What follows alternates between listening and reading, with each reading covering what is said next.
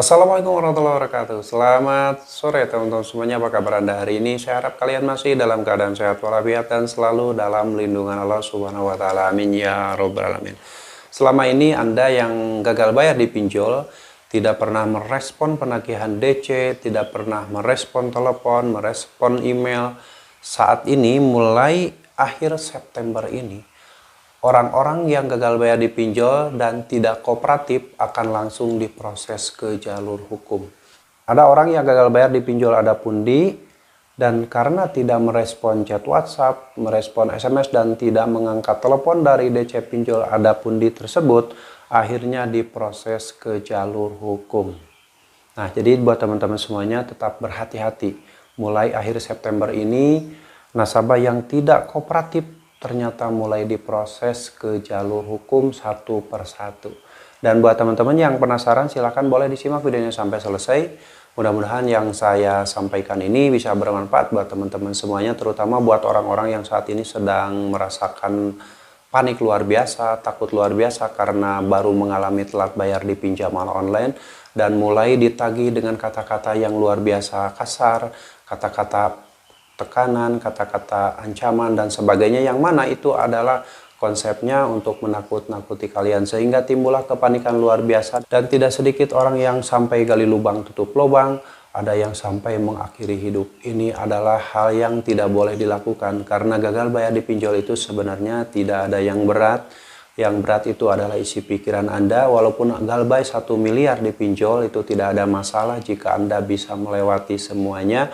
Dan Anda tidak perlu merasakan takut yang berlebihan seperti yang dibilang oleh DC Pinjol, bahwa DC Pinjol itu akan mulai memproses ke jalur hukum, akan mulai memproses ke DC lapangan dan sebagainya. Itu adalah cara-cara penagihan yang dilontarkan oleh DC pinjaman online. Tapi ternyata faktanya akhir September 2024 ini semua nasabah yang gagal bayar di Adapundi yang tidak merespon penagihan dari DC pinjol tersebut dan tidak kooperatif akan langsung diproses ke jalur hukum. Oke, kalian boleh lihat di layar di sebelah kanan saya.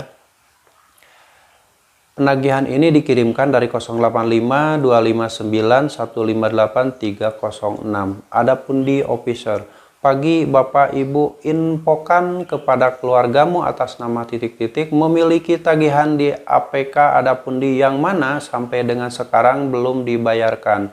Saya sudah cukup berikan solusi dan senggang waktu kepada beliau yang mana sampai sekarang belum ada pembayaran.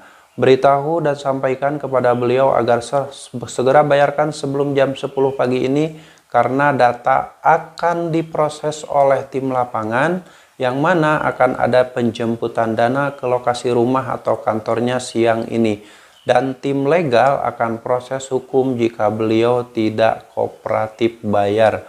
Officer Adapundi. Nah, itu kan teman-teman, yang gagal bayar di Adapundi wajib berhati-hati, wajib waspada, karena mulai akhir September ini semua nasabah yang tidak kooperatif bayar akan diproses ke jalur hukum. Nah, perlu kalian ketahui, sudah berpuluh-puluh kali saya sampaikan, orang yang gagal bayar di pinjol tidak akan diproses ke jalur hukum pidana jika tidak ada unsur pidana saat pengajuan pinjaman uang di pinjol Adapundi tersebut. Contoh, kalian tidak memalsukan dokumen seperti KTP, lalu dokumen-dokumen kenegaraan lainnya, dokumen yang resmi, dokumen yang legal tidak dipalsukan. Insya Allah kalian tidak akan diproses ke jalur hukum pidana. Lalu mengenai utang piutang, ranahnya perdata. Nah, tetapi setelah saya teliti, setelah saya pelajari sampai saat ini, dari mulai tahun 2018 dan dari mulai tahun 2015 saya menggunakan pinjol sampai sekarang itu, belum ada nasabah yang gagal bayar di pinjol diproses ke jalur hukum perdata. Kenapa seperti itu? Yang jadi permasalahan ketika ada nasabah diproses ke jalur hukum perdata oleh perusahaan pinjol, Nah, si pinjol ini kan mereka ini bisnis ya, intinya mereka membuka bisnis pinjaman online, bisnis atau usaha, sehingga mereka ingin mendapatkan keuntungan sebesar-besarnya. Walaupun utang Anda kurang 1.000, kurang 5.000 atau kurang 10.000, Anda tetap akan gencar ditagih oleh DC pinjaman online karena si pinjol ini tidak mau rugi. Apalagi kalau pinjol ini memproses Anda ke jalur hukum perdata, yang mana proses itu melalui beberapa tahap yang tidak mudah dan memakan waktu yang cukup lama, serta biaya untuk memproses nasabah ke jalur hukum perdata itu tidaklah sedikit. Sehingga tidak mungkin setiap orang yang gagal bayar di pinjol itu diproses ke jalur hukum perdata oleh pinjol. Berapa kerugian pinjol, berapa lama waktu yang harus dipakai untuk memproses semua nasabah yang gagal bayar di pinjol tersebut. Jadi sampai sekarang dari mulai tahun 2015, orang yang gagal bayar di pinjol ada pundi ataupun di pinjol yang lain belum ada yang diproses ke jalur hukum perdata. Apalagi hutangnya hanya Rp500.000 atau Rp1.000.000. Sampai saat ini saya belum pernah mendengar. Tapi kalau teman-teman pernah mendengar dan melihat langsung orang yang gagal bayar di pinjol lalu diproses ke jalur hukum perdata, kalian boleh tuliskan di kolom komentar. Mungkin itu bisa jadi masukan untuk saya karena pengalaman saya menggunakan pinjol dari tahun 2015 itu belum ada orang yang telat bayar atau gagal bayar di pinjol itu diproses ke jalur hukum perdata. Karena itu tadi prosesnya rumit, memakan waktu yang lama, memakan waktu biaya yang besar, apalagi ada ratusan atau ribuan nasabah pinjol ada pundi yang gagal bayar. Mau berapa biaya yang dikeluarkan oleh pinjol untuk memproses nasabahnya tersebut. Memproses satu orang saja itu membutuhkan biaya yang cukup besar, apalagi ribuan nasabah yang gagal bayar.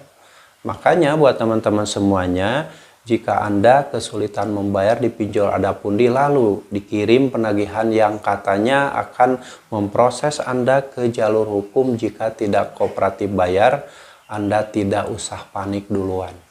Karena itu hanya kata-kata agar menciptakan ketakutan di pikiran Anda sehingga Anda berpikir yang aneh-aneh.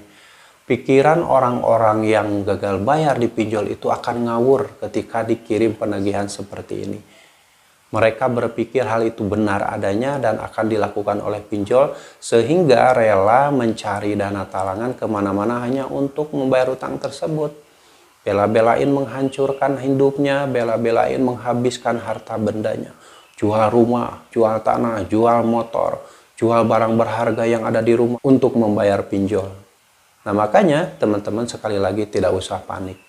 Walaupun nanti kalian diancam data akan bermasalah, tidak bisa minjol lagi, skor kredit akan buruk, data masuk slik OJK, itu hanya ancaman yang sengaja dilontarkan oleh DC pinjol untuk menciptakan ketakutan dan mengendalikan pikiran kalian dari jarak jauh.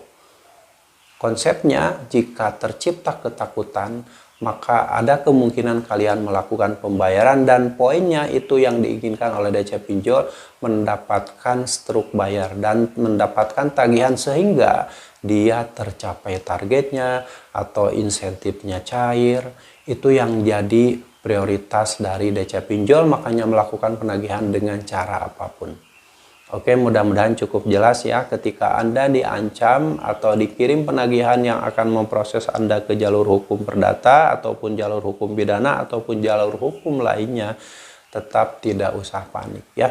Buat teman-teman yang sampai saat ini baru pertama kali menggunakan pinjol, baru pertama kali telat bayar, baru pertama kali gagal bayar, sekali lagi jangan pernah takut dengan segala jenis ancaman yang dikirimkan oleh DC pinjol yang mana itu hanya kata-kata. Tapi saran saya jika kalian memang tidak kuat mental selalu membaca penagihan dari DC pinjol, segera ganti kartu yang ada di handphone kalian. Ganti nomor HP, ganti email, ganti nomor WA, ganti media sosial, semua dinonaktifkan. untuk mengamankan agar Anda tidak menerima lagi teror dari DC pinjaman online. Oke ya, semoga sharing ini bermanfaat, dan buat teman-teman yang saat ini masih mengalami ketakutan, masih mengalami kesulitan, masih mendapatkan permasalahan apapun di dunia ini, seperti yang sudah saya sampaikan berkali-kali, tempat kembali Anda adalah Allah Subhanahu wa Ta'ala. Kembali ke jalan Allah, kembali ke jalan yang benar. Jangan sampai Anda terus-terusan larut dalam riba pinjaman online. Dan insya Allah jika Anda sudah kembali ke jalan Allah, segala solusi, segala permasalahan Anda akan segera diselesaikan dengan jalan Allah Subhanahu wa Ta'ala. Dan yang pasti kalian harus tetap semangat. Perjuangkan masa depan kalian, perjuangkan masa depan keluarga kalian, dan jangan pernah lagi memperjuangkan masa depan pinjaman online. Sampai jumpa lagi di video saya selanjutnya. Wassalamualaikum warahmatullahi wabarakatuh.